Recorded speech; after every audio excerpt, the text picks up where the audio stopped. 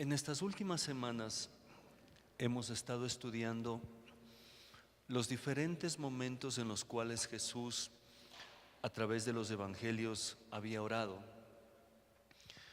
Habíamos reconocido la importancia de la oración, habíamos hablado de el Padre Nuestro y también hablamos de la oración sacerdotal que está en el Evangelio de Juan, el capítulo 17. Y hoy queremos hablar de una oración muy intensa en la vida de Jesús.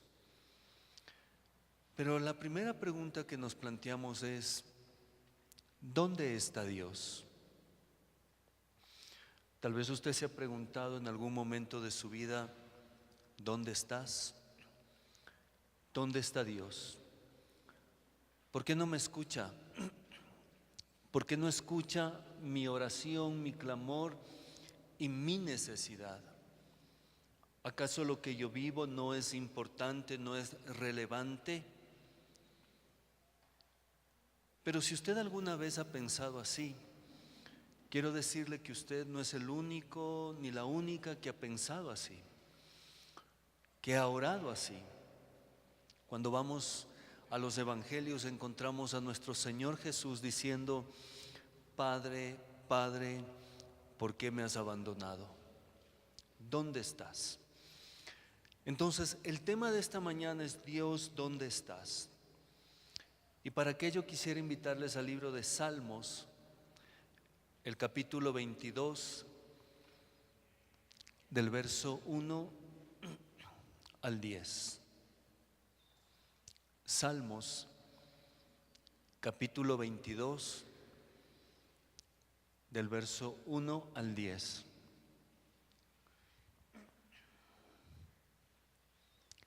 Y mire lo que dice el texto bíblico allí.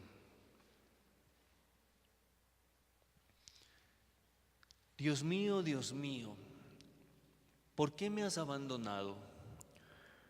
¿Por qué no vienes a salvarme? ¿Por qué no atiendes a mis lamentos? Dios mío, día y noche te llamo y no respondes. No hay descanso para mí, pero tú eres santo, tú reinas, alabado por Israel. Nuestros padres confiaron en ti, confiaron y tú los liberaste. Te pidieron ayuda y les diste libertad. Confiaron en ti y no los defraudaste. Pero yo no soy un hombre, sino un gusano. Soy el hazme reír de la gente. Los que me ven se burlan de mí, me hacen muecas, mueven la cabeza y dicen: este confiaba en el Señor, pues que el Señor lo libre, ya que tanto lo quiere, que Él lo salve. Y así es, tú me hiciste nacer del vientre de mi madre, en su pecho me hiciste descansar, desde antes que yo naciera, fui puesto bajo tu cuidado, desde el vientre de mi madre, mi Dios eres tú. Cuando vamos al libro de Salmos, el salmista David estaba atravesando una etapa muy difícil de su vida. Y en ese momento él comienza a cuestionar y a preguntar: ¿dónde está Dios? Este Salmo 22 también se conoce como un salmo mesiánico, porque de una forma profética habla de lo que el Señor Jesús iba a vivir. ¿Recuerda usted cuando el Maestro está en la cruz y la gente que pasaba le decía: ¿dónde está tu Dios? Bueno, si Él es Dios, que te salve. Y comenzaban a cuestionar lo que Cristo estaba viviendo en ese momento.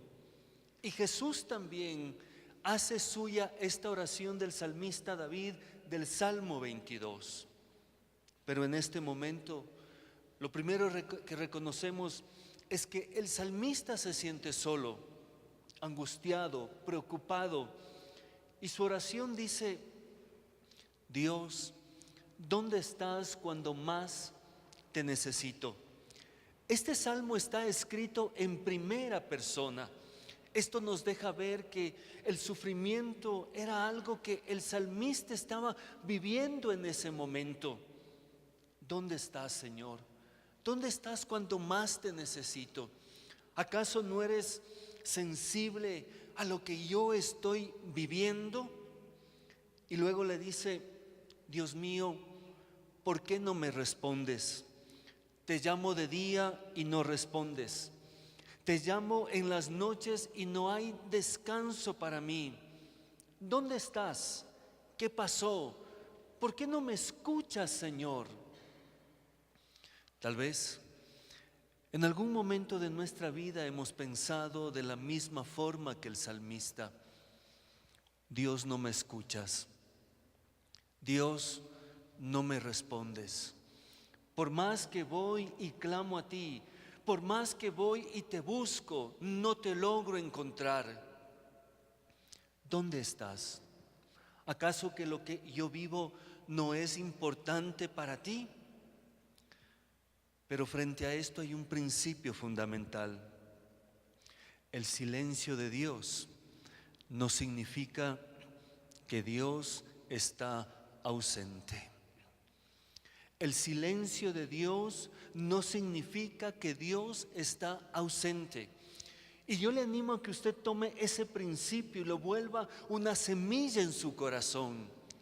El silencio de Dios no significa que Dios está ausente, que Dios no esté haciendo las cosas en el momento en que yo le pida, y que Dios no esté haciendo las cosas como yo le pido.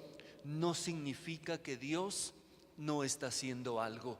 Dios está haciendo algo, tal vez no como yo le pido, ni en el momento en que yo le pido, pero esa bondad de Dios, pero ese amor de Dios está allí en nosotros. Pero frente a ese silencio de Dios, en muchas ocasiones nos preguntamos: ¿por qué? ¿Por qué? ¿Por qué me has abandonado? Y en este momento aparecen tantas preguntas delante de Dios. ¿Por qué yo estoy viviendo este problema? ¿Por qué yo estoy viviendo esta enfermedad? ¿Por qué yo estoy atravesando esto con mi familia? Y aún el Señor sabe que yo le amo, le sigo, le busco. Señor, ¿por qué permites esto en mi vida? Tantas preguntas, tantos por qué, Señor. ¿Sabe? Pero si es inquietante que David, este salmista, este rey conforme al corazón de Dios, cuestione dónde está Dios. Es más inquietante si Jesús también lo hace. Y quisiera invitarles al libro de Mateo capítulo 27. Mateo capítulo 27, verso 46.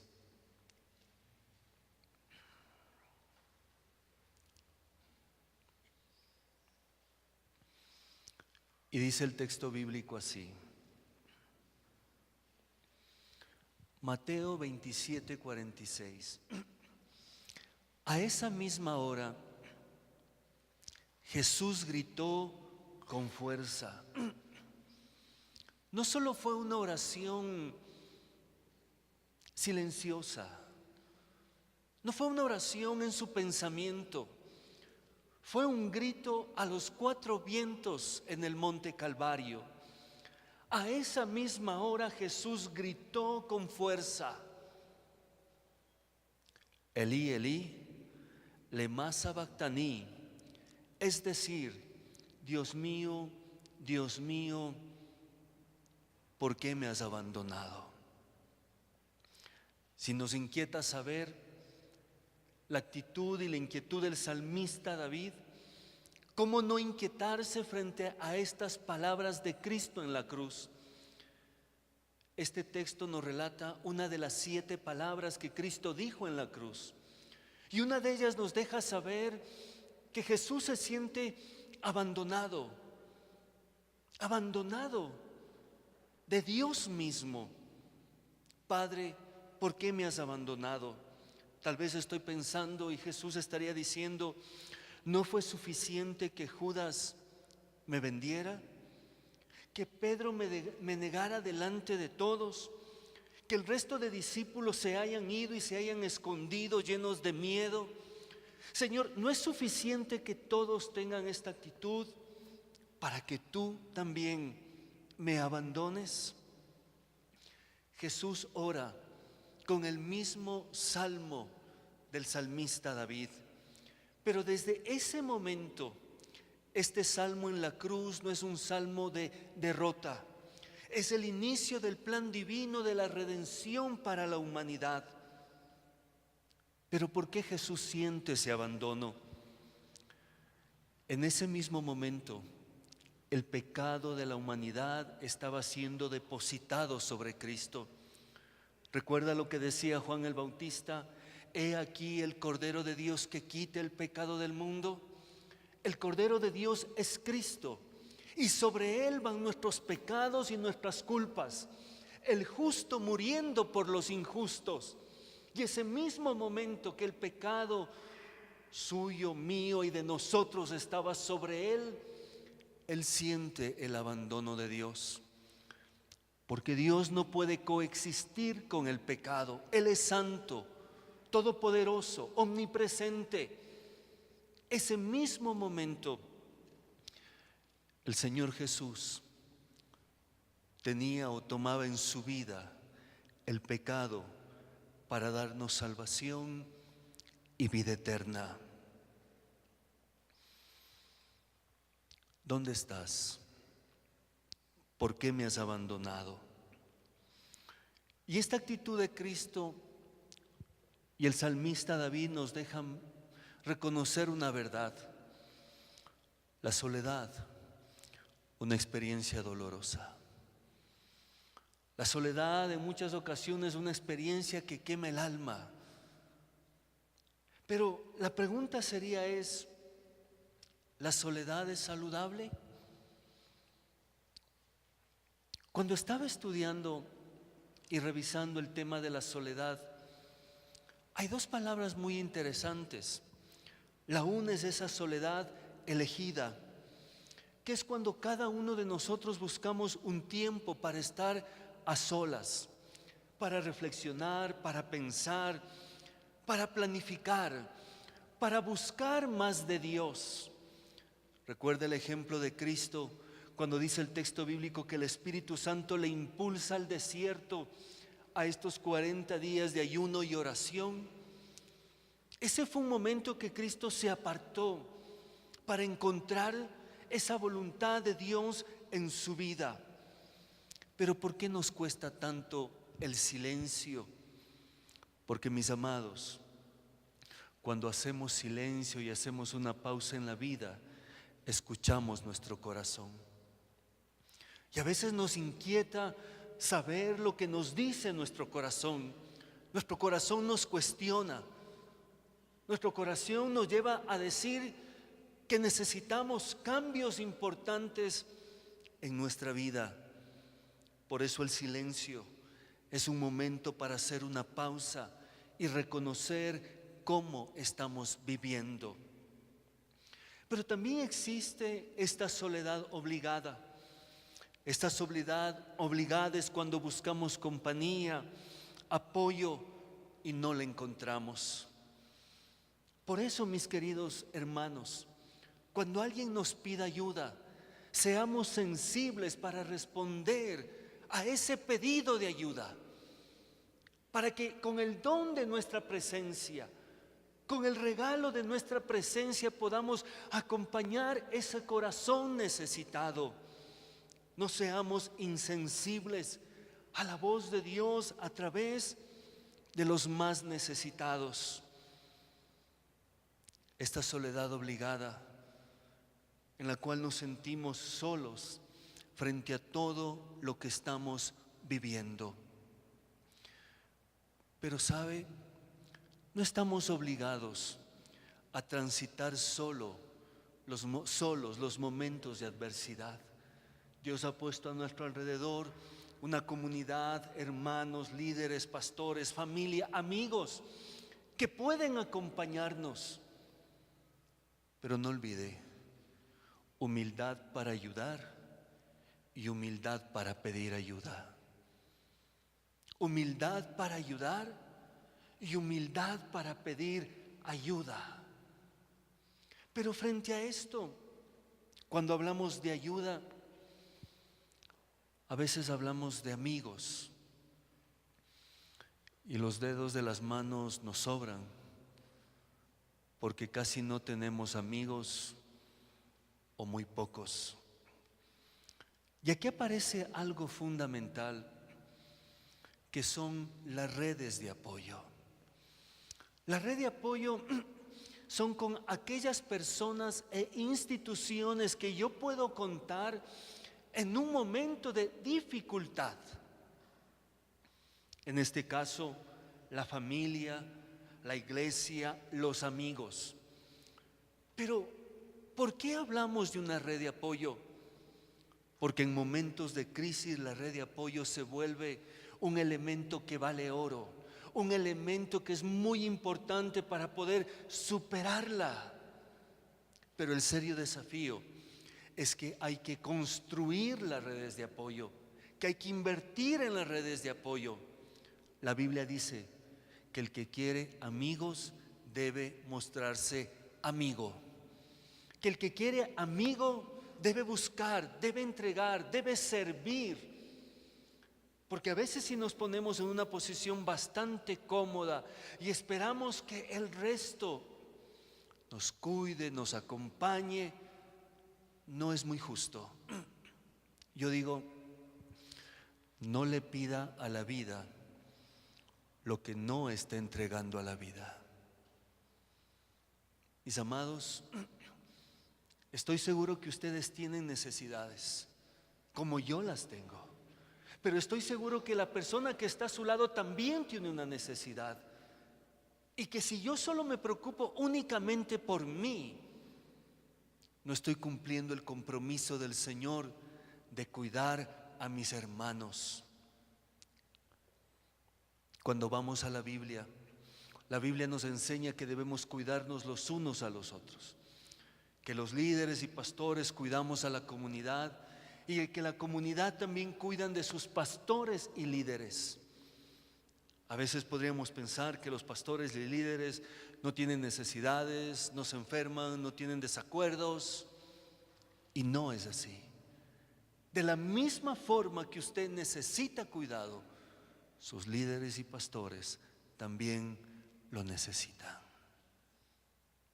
Entonces, construyamos una red de apoyo. Ahora, una red de apoyo no se construye de un día para otro. Demanda tiempo, demanda esfuerzo, y yo les animo a construir esa red de apoyo. No olvide lo que citamos hace un momentito atrás. No estamos obligados a transitar el camino de las pruebas solos.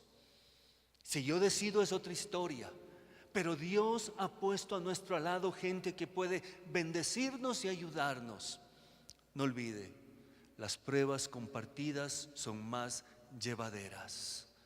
Las pruebas compartidas son más llevaderas. Mire lo que dice el libro de Eclesiastés, el capítulo 4, el verso 9 y 10. Está hablando el sabio Salomón. Dicen que el hombre más sabio, o uno de los líderes más sabios que ha tenido el pueblo de Israel. Y él dice este principio: más valen dos que uno, pues mayor provecho obtienen de su trabajo, y si uno de ellos cae, el otro lo levanta. Pero ay del que cae estando solo, pues no habrá quien lo levante. ¿Percibe usted la ansiedad o tal vez la inquietud de este escritor bíblico al ver cómo en muchas ocasiones pensamos que yo puedo andar por la vida solo o sola. Por eso hay algunos creyentes que dicen: yo no necesito de la iglesia para buscar de Dios. Yo no necesito congregarme. Yo puedo buscar a Dios en mi casa solo o sola. Eso a usted le está llevando a transitar el camino de la fe solo o sola. Y la pregunta es: ¿qué pasa cuando usted ha caído o ha tropezado? ¿Quién le va a dar la mano para decirte: levántate y alcancemos la meta que Dios tiene para nosotros? Levántate, no te quedes allí, levántate. No olvide, más valen dos que uno, pues mayor provecho obtienen de su trabajo. Y si uno de ellos cae, el otro lo levanta. Pero ay del que cae estando solo, pues no habrá quien lo levante. La bendición de estar juntos en el proyecto de Dios. La bendición de estar juntos en el proyecto de familia. La bendición de estar juntos en los proyectos económicos que tenemos como familia. La bendición de estar juntos.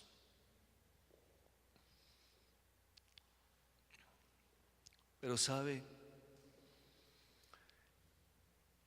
el salmista en el Salmo 22 nos revela la angustia de la soledad.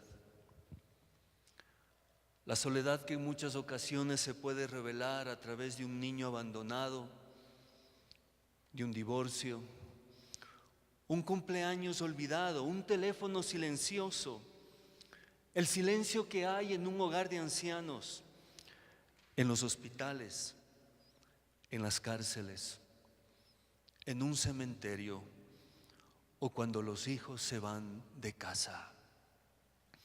Esa angustia y esa soledad que nos hace sentir tal vez miedo y dudas frente a lo que estamos viviendo, pero también a lo mejor hay personas que quieren aparentar mucha felicidad, mucha alegría, pero son felices con un corazón solitario.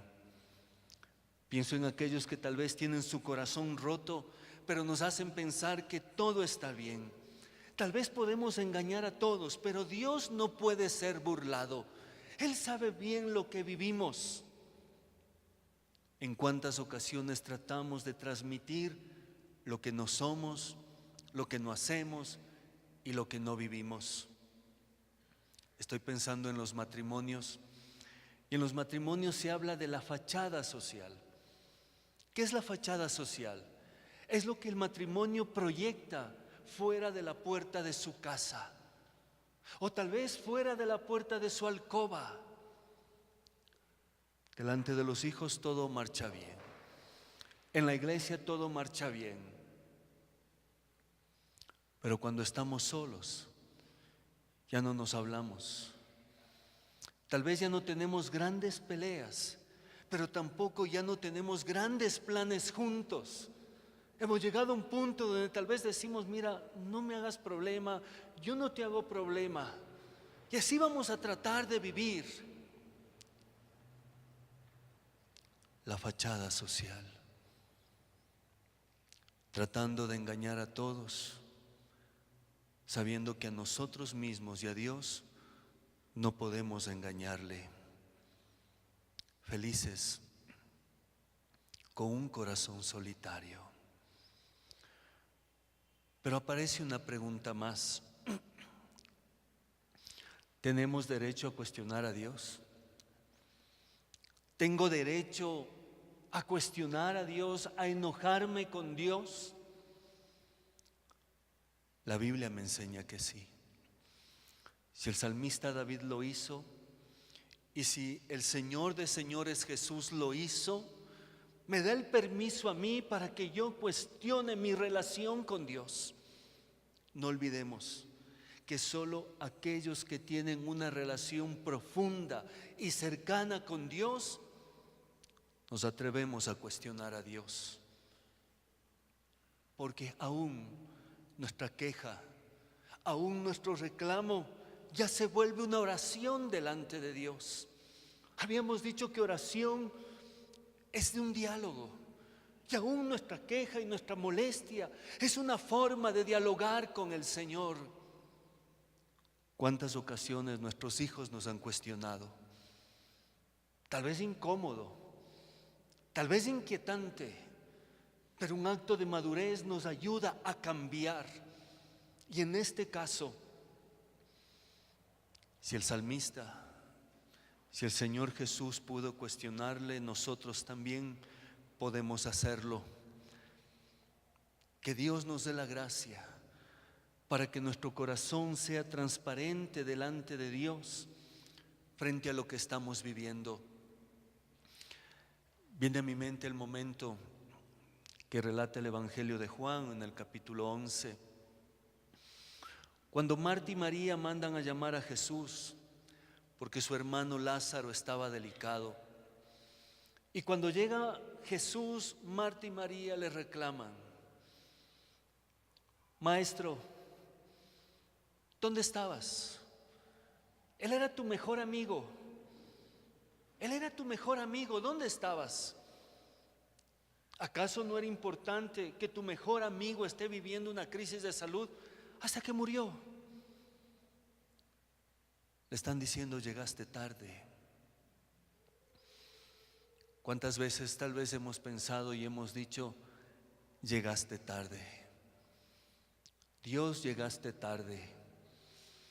Si nosotros nos quedamos ahí en el Evangelio de Juan, tal vez podríamos pensar que así fue, pero cuando concluye la historia bíblica dice que Lázaro ha resucitado y que la muerte de este hombre era para ver la gloria de Dios. ¿No te he dicho que si crees verás la gloria de Dios? El que cree en mí, aunque esté muerto, vivirá, porque yo soy la resurrección y la vida. ¿Recuerda lo que decíamos al inicio? Que Dios esté en silencio no significa que está ausente. Que Dios esté en silencio no significa que Él está ausente. Y cuando Marta y María le reclaman al Maestro, el Maestro les escucha. Les permite hacer esta catarsis, este espacio para que abran su corazón. Les escucha, les pastorea. Una forma de pastorear es escuchar con atención. Y Jesús les escucha, les pastorea, les acompaña y está cerca de ellas. Le invito a que por un momento recuerde si tal vez ha cuestionado a Dios. Tal vez lo puede recordar con vergüenza, con tristeza, pero ¿por qué no recordarlo como diciendo: Señor, gracias por la oportunidad que me das de abrirte mi corazón? Piense, tal vez un momento usted ha cuestionado a Dios. ¿Dónde estás? ¿Por qué a mí? ¿Acaso no me escuchas? Estás llegando tarde, Señor. Pero mire, el Salmo 22 termina de una forma hermosa. En medio de toda esa soledad y en medio de esa voz de reclamo también hay una voz de esperanza. El salmista le dice: tú me cuidaste desde el vientre de mi madre.